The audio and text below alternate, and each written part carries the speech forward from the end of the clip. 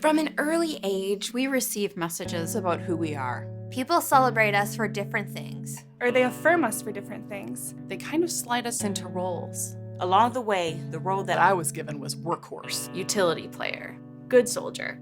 I wasn't special or fragile or dainty or sweet. No.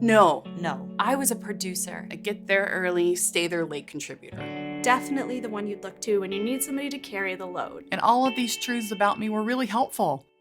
For other people, that is. But equally true, they were decidedly unhelpful. For me. For me. For me. For my insides. For my soul.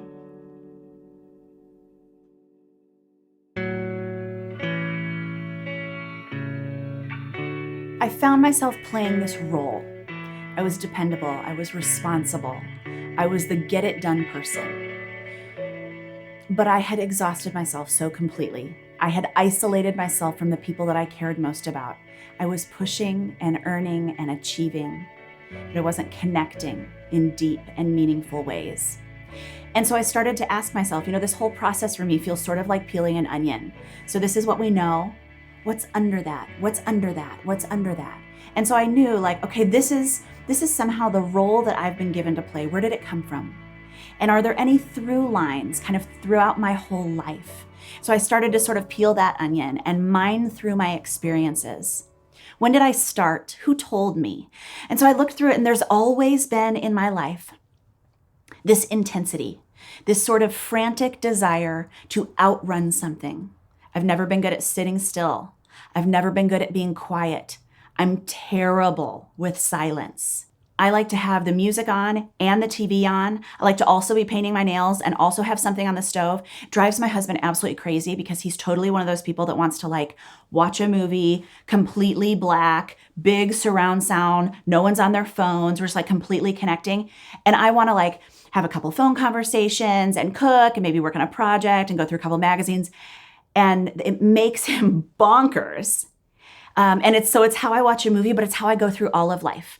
Always 10 or 15 things going on, never stopping very long, never focusing on one thing. And so I think probably I'll always be one of those people whose internal motor is set a little bit fast. But along this journey, I feel like I've been picking up every stone. What about this? What about this? What about this? What are the things that need to change? What are the things I need to unlearn? What patterns have I developed a long time ago, but are no longer serving the person that I want to be? One thing I've found is that a lot of these roles, these expectations, these patterns, we picked them up a long time ago, but they expired somewhere along the way. And we're still living them. So what does it look like to look honestly at each of those roles, those patterns, those expectations, and to have the courage and the bravery to leave some of them behind? When I was in college, I was just everywhere. I was wild. I was traveling and dreaming and reading and taking trips and staying out too late and having these crazy adventures because there was this pent up energy I could never get to the end of. And then when I started working at my church, I loved my work and I just threw myself into it. That same intensity followed me into my work life. Go, go, go. And it wasn't so much that I wanted to be a superstar. It's that I had all this frantic kind of movement inside of me. I just wanted to spend it all. I wanted to feel used up. I wanted to feel like I could finally rest. And then in my marriage, I wanted it to be so great. But I found that it was really hard for me to be quiet and connected and calm. That I wanted to play and go and travel and go to the theater and go to restaurants, but I didn't totally want to slow all the way down and connect really deeply with another person. I wanted to, but I didn't totally have the skills. It was much easier for me to be around him, to be near him, to create experiences side by side with him. But the actual, true, deep connection I found was really difficult for me. And then when I had children, there's this book I read several years ago, and it has this great line. It's totally not a parenting book. It's about all different kinds of life, but it says, in modern parenting, we've equated love with efficiency. And when I read that line, I closed the book and I set it down and I sobbed because I realized I had become very effective at administrating my children. Their laundry was done, their little socks were folded, they were back in the drawer, the toys were sorted, the permission slips were signed. It was easier for me to be efficient than it was for me to be slow and silly and connected. And so I administrated them. I organized them more than I did sit and connect with them. And when I realized that through line, that intensity, that frantic energy was compromising the most important relationships in my life, it was a huge warning sign, a red flag for me. It's time to sit down and understand the roots of this and the patterns. And if I learned it, then I can unlearn it. And so this journey for me has been about unlearning the role I've been playing all my life. Fast, frantic, productive, because it was compromising my relationship, certainly with myself, with my own body, with my spirit, my relationship to God. I wanted the spiritual part of my life to be a respite, to be a safe place, to be a place where I felt my worth and I felt loved, where I could rest, where I could experience grace. But instead, I found it was sort of one more area where I felt like I was trying and failing. It was one more set of things to do, one more set of things to accomplish or to check off a list. And if I'm honest, it became easier for me to do things for God than to be with Him. I had sort of lost the ability in so many other ways and in my spiritual life to be deeply with. It was easier for me to do for, to do on behalf of, to work on behalf of, than it was for me to truly be with. And like in so many other areas of my life, I felt like I was just pushing and extending and trying and failing.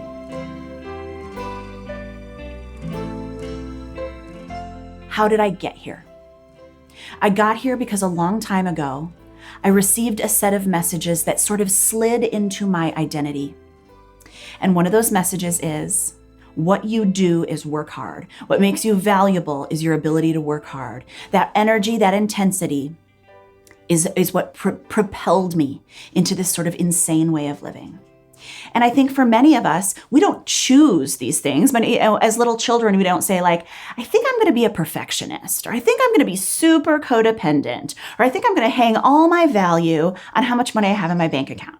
It's sort of this very complex soup of where we grew up and our parents and our extended family and our homes and what we read in our churches, and all these messages kind of swirl together, and they hand us these little identities as little children. And then part of the work of adulthood is saying, is this the person I want to be? Part of adulthood is choosing to keep or shed the roles that were given to us a long time ago. So I have a friend who I can see, like I've known her for a long time. I think she's truly one of the most creative people I've ever met. When we're out somewhere, she hears the music and totally like clues into it. She loves to go to art galleries. She's super in touch with nature. She has this truly creative spirit. And we were up late one night and we were kind of just talking about all kinds of things. It was like late enough at night where you can kind of just say stuff. And I said, I don't know if it's okay to ask this, but it sort of surprises me, with as deeply creative and gifted and artistic as you are, that you don't make anything, that you don't paint, or you don't take pictures, or any of those. It just that's so much who you are.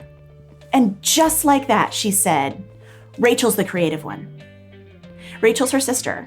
These women are in their 40s. They haven't lived with their parents for 2 decades, but she still has this narrative that says she is and I'm not, and there's only room in this family for one of us to be the creative one. What a loss, right? What a tragedy for her, for the life that she could have experienced as an artist. What a loss for the rest of us. Who knows what she would have recorded or painted, or a dance piece that she would have choreographed, or a photograph, or whatever. Just there's these stories that we let define us long past they were ever meant to. I have another friend whose entire childhood message was sort of, thank goodness you're beautiful, or like, good thing you're pretty. Like, the thing you have going for you is your beautiful face, which is a lovely thing, I guess, until you start aging, until your beautiful face doesn't look quite as beautiful as it did when you were 18 or 22. And so she's in this total crisis where she says, the value I was given, the role bestowed upon me was to be beautiful, and that's fading. So am I fading? Who am I outside of my beautiful face? Another friend, I think this is so funny and telling and so just like how most of our lives are. She had this boyfriend and they'd been dating, and her family lives out of town. And it was time, they were dating kind of seriously enough for them to go visit her family. So they went and they had this great visit with her family, and they came back and she was kind of debriefing with him, like, well, did you like them? And what did you think? And he said, oh yeah, totally, they're great. Here's something interesting though, until I met your family, I didn't know you were stupid. And she's like, this is not where I thought this conversation is going. Well, what are you talking about? And he says, ever since I met you, I've seen this fear and this anxiety in your job, in your church role, in your volunteer life, where you always think you're about to get found out. You're always overcompensating. You're always pushing because you think that something bad is going to happen and you're never going to measure up and people are going to like find something out about you. And he said, I've never understood why you can't see the gifted, capable, beautiful woman that you are. But then I sat at your family's table and they talk to you like you're dumb and you don't even know it.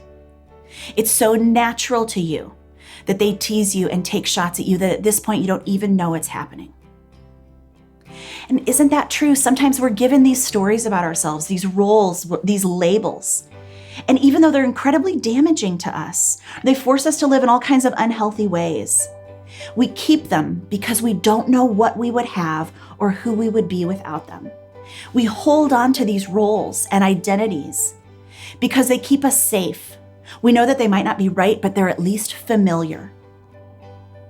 And some of adulthood is having the courage to allow those masks to fall, to stop playing the roles we've been playing all our lives, to put down the script that someone gave us, to slide it back across the table and say, I'm going to write a new script.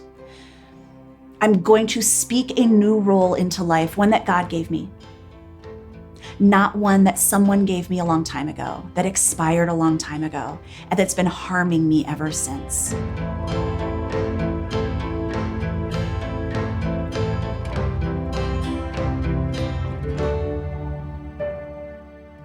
One thing that I've found, sort of like a little practical way, if you're kind of looking at this whole idea of roles and expectations and what are the things that I'm doing because someone kind of gave me this mask, and what are the things that are authentically me? For me, an exercise that's been helpful is to make a little list of what are the words that you want people to say about you, and what are the words that you would be devastated if they said about you. So for example, someone could say like, you're messy. And I'd be like, no, I totally am. Sure, that's fine. That doesn't injure me. But I remember I was in the car with Aaron, who's wonderful. And I was just chatting to him about like, but I'm so, I got all this stuff going on, but I can't, things feel chaotic and I'm working a lot and I have all these projects. And he said to me, so he's trying to help, right? Because he's great. And he says, well, honey, just because someone else can do all those things doesn't necessarily mean you can. And I lost my mind and I yelled at him, I'm not weak. And he was like, I don't really know where this came. Like, it's not what I meant to do. But what that showed me is I felt like he was implying that I was not strong, that I was weak, that I was fragile. So I think one of the ways we figure out these roles, part of my role is that I'm strong, I'm tough, I'm capable. The part I want to play, I want you to know those things about me. And if you were to imply that I was like low capacity, I would lose it. And so I think that's one of those ways that if you can start to think of those words that like if someone said it, you'd be like, oh no, you didn't. The lowest possible blow. That kind of gives us a little window into the identities or the roles that we've been hanging our value on, that we have an overly large kind of focus on. This means too much to me. My sense of being capable is way out of whack with how it should be with the rest of life. And so I think the more honest we can be about those roles and sometimes putting words to it in the specific, this is who I am and this is who I'm not kind of way.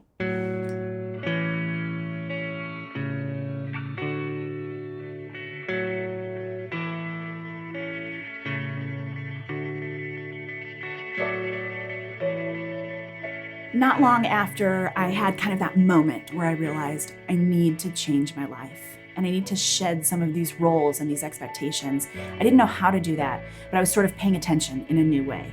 I was looking for a new way to live. So right in the middle of that season, a friend of a friend who I'd never met invited me to this kind of retreat. And I went thinking that, these are smart people and maybe I would learn some things about like how to manage my time better or various little skill businessy things to make things easier, right? And what happened there was totally different than what I thought. And a lot of it happened right in one moment. So they have this tradition at this retreat that whenever it's right on the water, and whenever the kayakers from the neighboring camp are kayaking along the shoreline, when they pass this house, we stop whatever we're doing and we throw candy at them. Because like that's fun, right? Like it's whimsical and silly, and throwing candy is like just such a fun, silly thing to do. And so we did it like after dinner or as we were leaving the breakfast area. And it was like this fun, silly tradition.